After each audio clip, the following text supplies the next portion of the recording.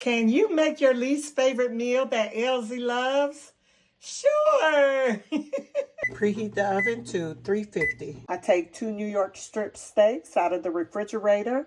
I let them set out for about 30 minutes to become room temperature. Rinse off 2 large potatoes. I peel them, cut them up, rinse them until the water comes clear, and I put them in a pot of water. I put it on the stove and let them boil until they become soft. I strain them. I add them to a bowl with salt, pepper, and 4 tablespoons of butter and a half a cup of milk. And I blend until they're smooth.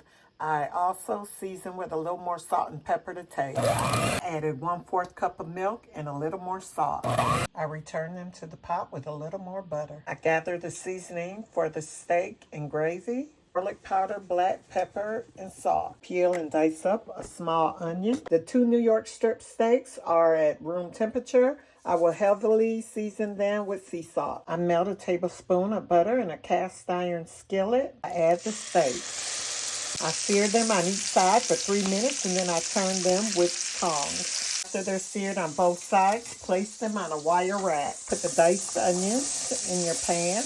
Cook the onions for about 2 to 3 minutes until they're translucent.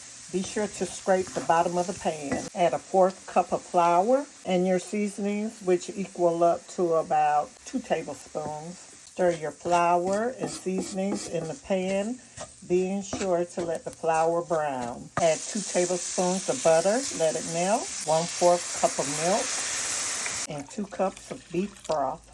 Stir it and let it come to a boil. Cut your steak into 3 strips and then dice it up. Add the diced steak to the gravy. Add a 1/2 tablespoon of soy sauce and a 1/2 tablespoon of Worcestershire sauce. Mix it. Cover with aluminum foil. Place in the preheated oven on the middle rack. Set the timer to 20 minutes. Carefully remove from the oven and carefully remove the aluminum foil.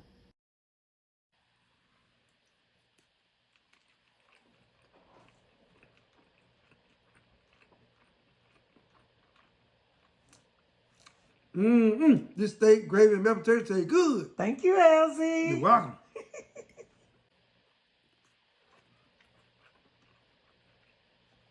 These green beans taste good. Thank you, Elsie. You're welcome.